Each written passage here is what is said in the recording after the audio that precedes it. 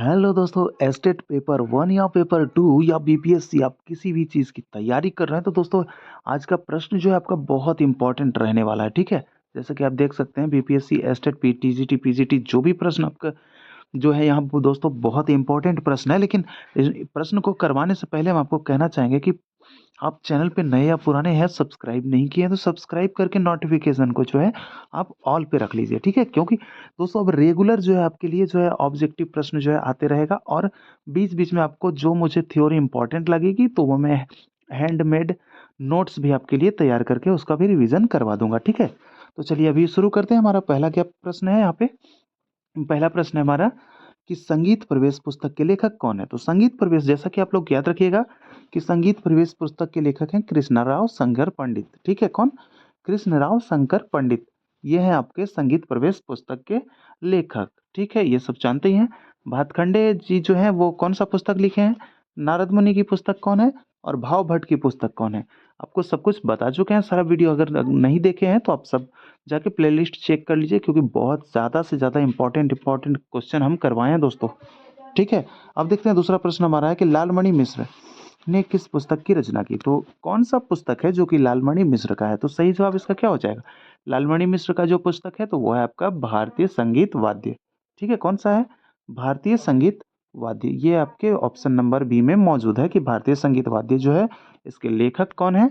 लालमणि मिश्र। ठीक है, अब बढ़ते हैं अगले प्रश्न की तरफ। प्रश्न नंबर 3 है कि कितने संगीतज्ञों को अब तक भारत रत्न मिल चुका है? तो संगीतज्ञों की बात करें कितने को मिला है, तो अभी तक कुल जो है ये आपके 6 संगीतज्ञ हैं जिनको कि भारत रत्न जो है दिया जा चुका है। ठीक है, 6 याद रखना है। अगला प्रश्न है कि कलाओं का वर्गीकरण सर्वप्रथम किसने किया था? तो कला का वर्गीकरण जो है सर्वप्रथम किसने किया? तो वो आपके पांचाल ने किए थे। कलाओं का वर्गीकरण सर्वप्रथम पांचाल ने किया था। ठीक है, पांचाल याद रखना है। अगला प्रश्न है कि नाट्य शास्त्र में अध्यायों की संख्या कितनी है? इसको ऊपर कर लेते हैं। नाट्य शास्त्र, ये जो प्रश्न हमारा है कि नाट्य शास्त्र में कितने अध्याय हैं, तो नाट्य शास्त्र में कुल मिलाकर आपको 36 अध्याय हैं। ठीक है, 36 अध्याय। बात कर ले नाट्य शास्त्र की तो इसमें जो है आपके छः छः भाग हैं इसके, और 6 भाग का ये प्रत्येक का 6 और है, तो कुल मिलाकर 36 अध्याय हो जाते हैं। ठीक है, तो क्लियर हो गया ना आपका? तो चलिए अब देखते हैं, आगे बढ़ जाते हैं हम लोग। अगला है कि गायक के गुण और दोष का वर्णन संगीत रत्नाकर के किस अध्याय में? तो गायक के गुण और दोष का वर्णन जो है वो आपके किस अध्याय में है? प्रकीर्ण अध्याय में मिलता है। ठीक है, प्रकीर्ण अध्याय में दोस्तों ऑप्शन पढ़ने में समय नहीं गवाएंगे। ठीक है, क्योंकि ऑप्शन पढ़ने का कोई फायदा नहीं है। जो आपको जो डायरेक्ट आंसर है बस वो अपने माइंड तक पहुंचाइए। ठीक है, वो उसी का मेरा मकसद है कि बस आपको सही से सही जानकारी, सही उत्तर आपको प्रोवाइड करवाना। चलिए, तो गायक के गुण और दोष का वर्णन जो है किसमें मिला? संगीत रत्नाकर के प्रकीर्णा अध्याय में। ठीक है, कौन सा अध्याय? प्रकीर्णा अध्याय। चलिए अब आगे देखते हैं कि न्यूमस स्वर लिपि पद्धति का विकास कहाँ हुआ। देखिए, न्यूमस स्वर पद्धति जो है वो आपके विकास की बात कर रही है, तो विकास इसका हुआ मिस्र में। ठीक, ये आपके विकास जो हुआ कहाँ हुआ? ये सॉरी माफ कीजिएगा, विकास इसका हुआ आपका इटली में। लेकिन अगर बात करें इसकी, ये जो कहा जाता है कि बहुत सारे पुस्तक में ब्रैकेट में देकर लिखा हुआ है कि इसका उत्पत्ति जो लिखा हुआ है, उत्पत्ति मिस्र लिखा हुआ है। न्यूमस स्वर लिपि का उत्पत्ति जो लिखा हुआ है आपके मिस्र में लिखा गया है। ठीक है, मिस्र में। लेकिन इसकी विकास की बात करें तो विकास जो है आपके इटली में हुआ है, ऐसा कहा जाता है। ठीक है, चलिए, वैसे आप देखेंगे कई बुक में तो आपको रोम भी लिखा हुआ मिलेगा। रोम, रोम, तो ये जो है इसका विकास रोम में ही माना जाता है, ये भी लिखा हुआ रहेगा। और कहीं पे आपको इटली भी लिखा हुआ मिलेगा। और ये उत्पत्ति जो है आपको इस उत्पत्ति लिख न्यूमस स्वर लिपि की, तो उत्पत्ति अगर पूछे तो मिस्र में, और विकास पूछे तो आप अपना देख लीजिएगा कि रोम है या इटली है। ठीक है, तो आपको देखकर इसको टिक कर देना है। चलिए अब देखते हैं, अगला है कि में पाश्चात्य संगीत में कुल कितने स्वर सप्तक हैं? तो पाश्चात्य संगीत में स्वर सप्तक की बात हो रही है, तो कुल कितने स्वर सप्तक है? तो पाश्चात्य संगीत में 10 स्वर सप्तक हैं। कितने हैं? 10 स्वर सप्तक माने जाते हैं किसमें? पाश्चात्य संगीत में। ठीक है, चलिए अगला प्रश्न जो है हमारा है क्या है कि स्वामी हरिदास का जन्म लगभग कब माना जाता है? यानी कि कोई एग्जैक्ट नहीं है, लेकिन फिर भी जो है वो एग्जैक्ट ही मानकर चलते हैं। तो स्वामी हरिदास का जो जन्म है वो लगभग माना जाता है आपके किस ईस्वी में, ये 1480 ईस्वी में माना जाता है, ठीक है। यह कौन थे, ये तानसेन के गुरु थे। कौन, स्वामी हरिदास किसके गुरु थे, तानसेन। और तानसेन का संबंध जो है किस घराने से है, तो वो सेनिया घराने से है, ठीक है, सेनिया। और दोस्तों मुझे कमेंट करके बताना है कि इनकी जो पुत्री थी उनका क्या नाम है और वो किस घराने से संबंध रखती हैं। तानसेन की पुत्री, पुत्र जो है वो तो सेम घराना सेनिया घराना से है पुत्र, लेकिन पुत्री जो है वो दूसरी घराने से थी। तो फटाफट कमेंट कीजिए उसका नाम और उसके घराने, ठीक है। चलिए अब अगला है कि कल के कलाकार का आयोजन कहाँ होता है। तो कल के कलाकार का आयोजन होता है दोस्तों हरिद्वार, ग्वालियर, नहीं इनमें से कोई नहीं, ठीक है, इनमें से कोई नहीं। चलिए अब अगला प्रश्न है, इनमें से कोई नहीं है, आप मुझे फटाफट कमेंट कीजिए कि कल के कलाकार का आयोजन कहाँ होता है। अगला प्रश्न है, एक सवाल ये इनमें से कोई नहीं जो था वो आपके लिए सवाल है। अगला प्रश्न है कि अलाउद्दीन खिलजी, अला अलाउद्दीन खां का जन्म कब हुआ था। तो अलाउद्दीन खां जो थे वो क्या बजाते थे, फटाफट मुझे कमेंट कीजिए, सरोद, सरोद या क्या, या सितार। अलाउद्दीन खिलजी के बारे में मुझे कमेंट कीजिए, वो क्या बजाते थे, सरोद बजाते थे या सितार बजाते थे, दोनों में से एक बजाते हैं, बस दो ही ऑप्शन है आपके पास। फटाफट मुझे कमेंट कीजिए और बताइए कि अलाउद्दीन खां क्या बजाते थे, ठीक है। चलिए प्रश्न पे आ जाते हैं, अलाउद्दीन खां का जन्म कब हुआ था। तो अलाउद्दीन खां के जन्म के बारे में कहा जाता है कि इनका जन्म जो हुआ था अलाउद्दीन का, वो 1870 ईस्वी में माना जाता है। कब, 1870 ईस्वी में अलाउद्दीन खां का जन्म हुआ था, ठीक है। अगला प्रश्न है 12 नंबर का प्रश्न है कि लक्ष्मी ताल में कितने मात्रा का ताल है। तो लक्ष्मी ताल जो है कितने मात्रा का ताल है, तो लक्ष्मी मात्रा का ताल जो है, तो ताल और विभाग जो है दोनों बराबर होता है, ये 18 मात्रा का ताल है। तो लक्ष्मी ताल की बात कर रहे हैं, जैसा कि हमने कहा कि इसमें विभाग भी 18 होते हैं, कितने, विभाग भी 18 होते हैं और ताल में मात्रा भी 18 होता है। ये लक्ष्मी ताल 18 मात्रा का ताल है और 18 विभाग भी होते हैं, विभाग पूछे तो भी 18 ही बताना है, ठीक है। अगला प्रश्न है कि पश्चिमी देशों में कौन सी स्वरलिपि प्रचलित है। तो पश्चिमी यानी कि वेस्टर्न कंट्रीज के बारे में बात हो रही है, तो पश्चिमी देशों में जो है वो आपके कौन से, तो आपके अष्टाफ, पश्चिमी पश्चिमी देशों में अष्टाफ स्वरलिपि जो है वो आपके क्या है, प्रचलित है, अष्टाफ। अगला प्रश्न है 14 नंबर का, पाश्चात्य संगीत में सप्तक को क्या कहते हैं। तो सप्तक को क्या कहते हैं, तो सप्तक को यहाँ पे, तो हिंदुस्तानी में तो ये आपके सप्तक कहा जाता है, क्या कहा जाता है, सप्तक। लेकिन वहाँ इसी सप्तक को क्या कहते हैं, तो बताना है, वहाँ इसी सप्तक को क्या कहते हैं, वहाँ कहते हैं ऑक्टेव। क्या कहते हैं, ऑक्टेव, सप्तक को ऑक्टेव कहते हैं, ठीक है। और सेवर्ट से, सेवर्ट, सेवर्ट जो होता है आपका, सेवर्ट, सेवर्ट से क्या होता है, सेवर्ट से स्वरों की दूरी, श्रुति के दूरी को मापते हैं, अंतराल मापते हैं, ठीक है, ये सेवर्ट है। तो पाश्चात्य संगीत में सप्तक को क्या बोले, ऑक्टेव बोला जाता है। अगला प्रश्न है रिदम, रिदम जिसको कि लय बोला जाता है, ठीक है, रिदम, लय। तो अब तो बिल्कुल बता देंगे आप लोग फटाफट कि रिदम कितने प्रकार के होते हैं। तो रिदम कितने प्रकार के होते हैं, यानी कि लय, लय की बात हो गई, तो लय कितने प्रकार के होते हैं। तो लय जैसा कि सब लोग जानते हैं कि लय कितने प्रकार के होते हैं। लय जो है वो आपके कितने प्रकार हैं, लय के 3 प्रकार हैं। कौन कौन सा है लय है, एक होता है मध्य लय, एक होता है द्रुत लय, मंद्र, चलिए म लिख दिए तो मंद्र ही पहले कर देते हैं, मध्य लय, मंद्र लय और द्रुत लय, द्रुत लय। दोस्तों ऊपर नीचे लिख दिए हैं। अच्छा एक काम करते हैं, आपको सीरियल वाइज लिख देते हैं थोड़ा सा, वैसे आप लोग तो जानते ही होंगे, खैर सर्च कर देते हैं। मंद्र, पहले मंद्र नीचे वाला, फिर उसके बाद फिर मध्य बीच वाला, और उसके बाद फिर तार, ये, ठीक है। मंद्र, रिदम, लय, ये सॉरी तार, ये सप्तक की बात हो गई, द्रुत होगा, सप्तक की बात क्यों कर देता हूँ भाई, सप्तक भी 3 होते हैं ना इसीलिए। चलिए कोई बात नहीं, मंद्र मध्य और द्रुत, मंद्र लय, मध्यम लय और द्रुत लय, ठीक है। रिदम 3 प्रकार के, रिदम याद रखिएगा एकदम बिल्कुल, रिदम अगर पूछ दे तो गड़बड़ नहीं करना है कि रिदम क्या होता है, कितने प्रकार के होते हैं। रिदम को लय कहा जाता है, लय ही होता है, ठीक है। रिदम किस रिदम में है, तो रिदम आपका क्या है, मंद्र है, मध्य है या द्रुत है, तो ये आपको याद रखना है, ठीक है। रिदम कितने प्रकार के, तो 3 प्रकार के, ठीक है। चलिए अगला प्रश्न है कि क्रमिक पुस्तक मालिका में कितने भाग हैं। तो क्रमिक पुस्तक मालिका के भाग पूछा जा रहा है, तो क्रमिक पुस्तक मालिका में 6 भाग हैं। क्रमिक पुस्तक मालिका में कितने भाग हैं? 6 भाग हैं। और क्रमिक पुस्तक मालिका जो है वो किनकी कृति है? तो वो है आपके भातखंडे की। भातखंडे की रचना है, ठीक है? क्रमिक पुस्तक मालिका। और कोई दूसरा जो कि आप बता सकते हैं तो फटाफट कमेंट कीजिए। आप कितने जानते हैं कि भातखंडे की जी का कौन-कौन सा कृति है? फटाफट मुझे कमेंट कीजिए, ठीक है? चलिए अगला प्रश्न है कि नारायण मोरेश्वर खरे, यहाँ पे नारायण मोरेश्वर खरे जी हैं, ने कितने रागांग माने हैं?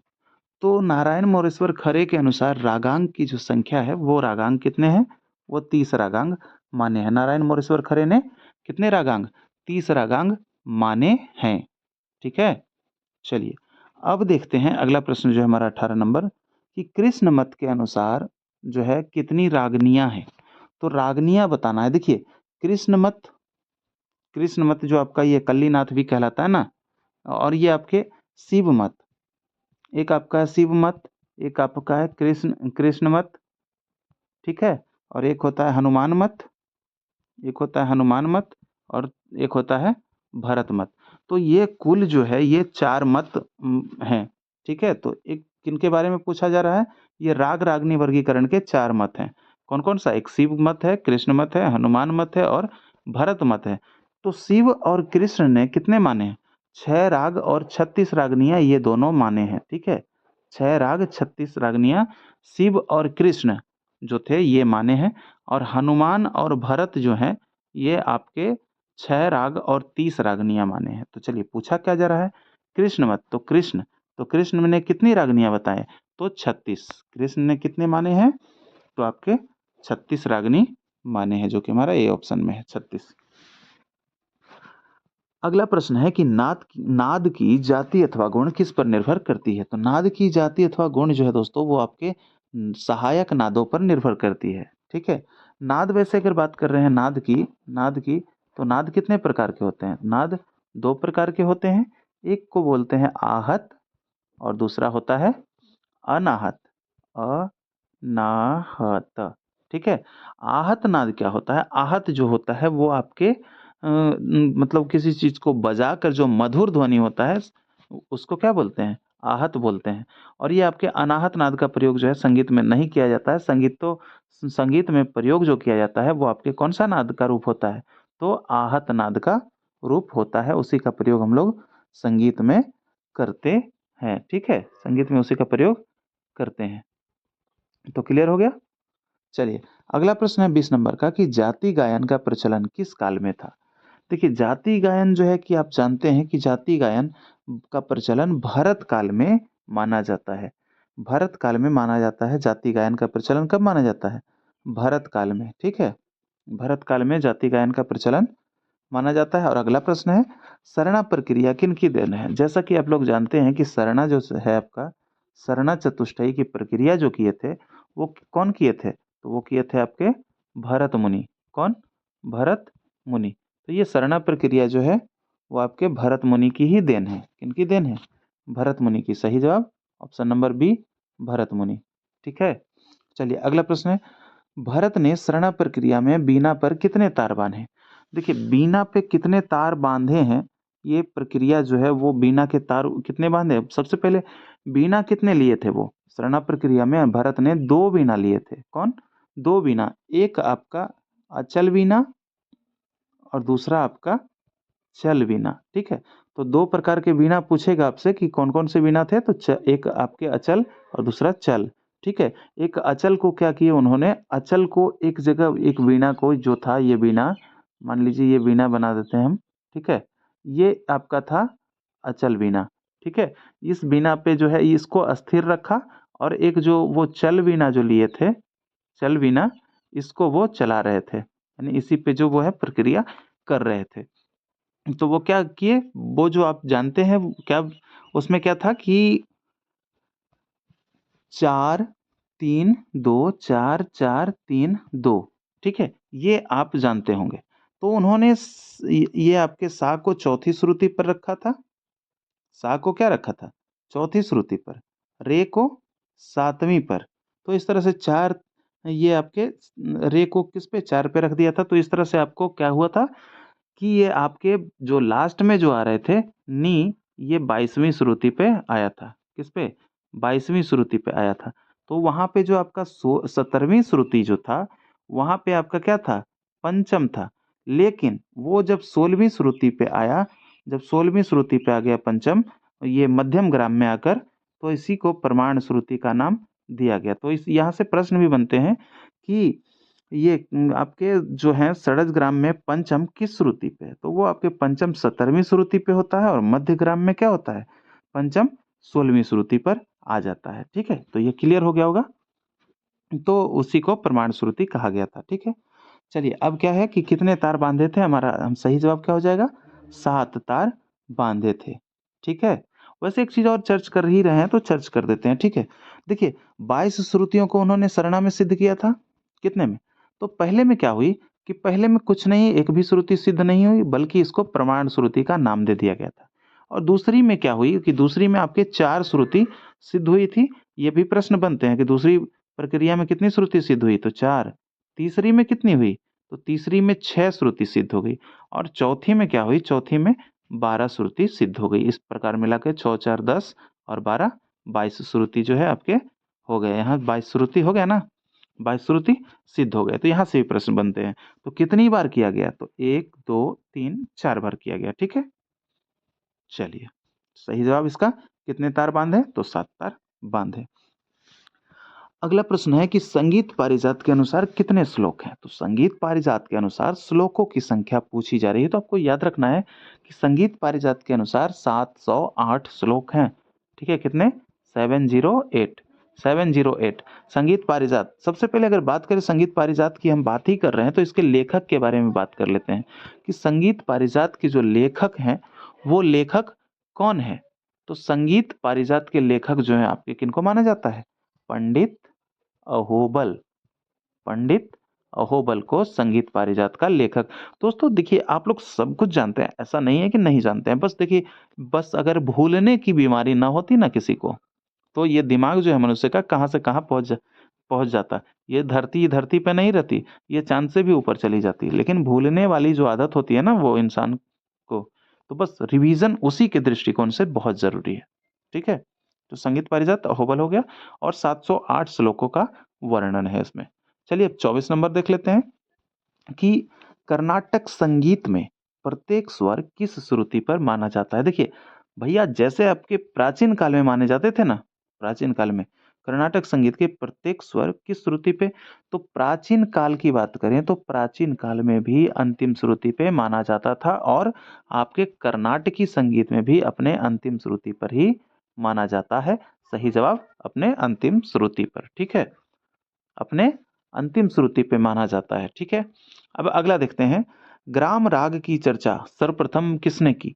तो ग्राम राग वर्गीकरण आप नाम सुने होंगे। ठीक है, तो ग्राम राग जो है वो सबसे पहले वो जो आया वो किनके द्वारा? ग्राम राग। तो इसका सही जवाब होगा, ये देखिए आपका बृहदेसी, जो आप नाम सुने हैं ना, बृहदेसी किनकी रचना है? मतंग मुनि की है। ठीक है, बृहदेसी जो है मतंग मुनि की रचना है और इसी में जो है ग्राम राग वर्गीकरण की बात कही गई। तो किनके द्वारा? तो ये सही जवाब मतंग मुनि के द्वारा। ठीक है, बहुत बढ़िया से क्लियर करना है, बहुत बढ़िया से क्लियर करवा भी रहे हैं, कहीं कोई दिक्कत वाली बात नहीं होनी चाहिए और रेगुलर करवा भी रहे हैं दोस्तों। लेकिन आप लोग वीडियो को देखते हैं, लाइक नहीं करते हैं और चैनल दोस्तों सब्सक्राइब नहीं किए हैं तो कर लीजिए, क्योंकि मोटिवेशन बढ़ता है यार। आप लोग जब ऐसा करते हैं तो मज़ा आता है हमें भी, जैसे कि आपको मज़ा आ रहा है ना प्रश्न करने में, उसी तरह से। चलिए अगला प्रश्न है कि लोचन ने कितने मेल माने हैं? तो लोचन के अनुसार, लोचन जो है हमारे लोचन, इनके अनुसार जो मेलों की संख्या पूछी जा रही है वो कितनी है? सबसे पहले बात करें लोचन की, तो लोचन का जो ग्रंथ है वो कौन सा है? लोचन ने राग तरंगनी, राग तरंगनी नामक ग्रंथ लिखा है। किसने? लोचन ने। राग तरंगनी नामक ग्रंथ किसने लिखा है? तो वो आपके लोचन ने लिखा है। और लोचन ने कितने मेल माने हैं? तो लोचन ने मेलों की संख्या कितनी मानी है? लोचन ने 12 मेल माने हैं। किसमें? राग तरंगनी के अनुसार। ठीक है, राग तरंगनी के अनुसार 12 मेलों की संख्या लोचन द्वारा 12। अगला प्रश्न है कि कर्नाटक की संगीत में ग यानी ग जो है वो किस श्रुति पर है? ग की श्रुति पूछ रहा है, ग की श्रुति पूछ रहा है, ठीक है? तो ग जो है वो किस श्रुति पर माना जाता है कर्नाटक संगीत में? तो सही जवाब इसका क्या हो जाएगा? ग का हो जा गांधार जो होता है वो 8वीं श्रुति पे होता है। कहाँ होता है? गांधार जो होता है वो आपका कौन-सी श्रुति पे होता है? तो वो 8वीं श्रुति पर होता है, ठीक है? चलिए आगे बढ़ें? अब आगे बढ़ना है हम लोग को, 28 नंबर प्रश्न है, ठीक है? चलिए, चौक वर्णम का प्रयोग किसके साथ किया जाता है? तो दोस्तों बहुत इंपॉर्टेंट प्रश्न है, यह पूछा भी गया है पिछले बार जो है पिछले एग्जाम्स में। तो चौक वर्णम का प्रयोग जो है वो किसके साथ होता है? तो सही जवाब इसका क्या हो जाएगा चौक वर्णम का? ये आपके भारतनाट्यम हो जाएंगे, ठीक है? चौक वर्णम का प्रयोग किसके साथ किया जाता है? तो वो भारतनाट्यम हो जाएगा, ठीक है? वैसे दोस्तों आप मुझे कमेंट करके बताइए कि भारतनाट्यम किस राज्य से जुड़ा है? किस राज्य का लोक नृत्य माना जाता है भारतनाट्य को? ठीक है, भारतनाट्यम को, ठीक है? चलिए फटाफट कमेंट कीजिए किस राज्य का? अगला प्रश्न है कि तान वर्णम, तान वर्णम जो है वो किस लय में गाया जाता है? तो तान वर्णम की बात हो रही है, तान वर्णम वो लय जो होगा तान वर्णम का वो कौन सा लय होता है? उसका होता है मध्य लय। तान वर्णम मध्य लय में गाया जाता है।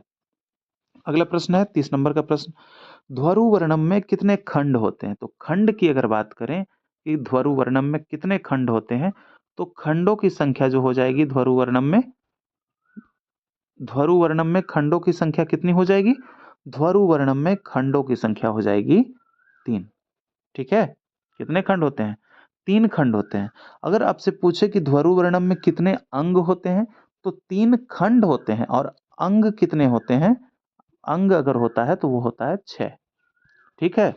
ध्वरु वर्णम अंग 3 और खंड जो है वो आपके 6 होते हैं, ठीक है? उसका दुगना हो जाता है, यानी 6। तो क्लियर हो गया? ध्वरु वर्णम में कितने खंड? तो 3 खंड और कितने अंग? तो 6 अंग, ठीक है? ध्वरु वर्णम में कितने अंग? जैसे कि आप लोग जानते हैं कि ताल के अंग कितने हैं? ताल के अंग कितने बताए जाते हैं? ताल के 6 अंग, ताल की 5 जातियाँ। तो इस तरह से इसके भी ध्वरु वर्णम के कितने खंड? वो अंग है, यहाँ पे खंड है। तो वो थोड़ा-सा एक्स्ट्रा चार्ज। चलिए, अब देख लेते हैं। स्वर पल्लवी को अन्य किस नाम से जाना जाता है? देखिए, स्वर पल्लवी जो होता है वो आपके अन्य किस नाम से जाना जाता है? तो सही जवाब क्या हो जाएगा इसका? जति स्वर के नाम से जाना जाता है। यहाँ पे ऐसा लिखा गया है लेकिन होता है ऐसे जति स्वर, ठीक है? जति स्वर, ये होता है आपका। तो स्वर पल्लवी को जति स्वर के नाम से जाना जाता है। अगर आपसे प्रश्न ऐसे घुमा कर भी पूछे कि जति स्वर का दूसरा नाम क्या है? तो जति स्वर का दूसरा नाम जो हो जाएगा आपका स्वर पल्लवी हो जाएगा, ठीक है? क्या हो जाएगा? स्वर पल्लवी, ठीक है? चलिए, स्वर पल्लवी हो गया। उसके बाद फिर अगला प्रश्न है कि उत्तर भारतीय स्वर पद्धति में किस स्वर लिपि पर आधारित है? यानी उत्तर भारतीय स्वर पद्धति किस स्वर पद्धति पर आधारित है? तो हमारा जो उत्तर भारतीय का स्वर पद्धति है ना, वो उसका स्वर लिपि है, उसका क्या स्वर लिपि है? उसका स्वर लिपि है हमारा सोल्फा। क्या है? यहाँ पे सॉरी सल्फा लिखा हुआ है, लेकिन आप लोग इसको देखिएगा यहाँ पे सोल्फा होगा, ठीक है?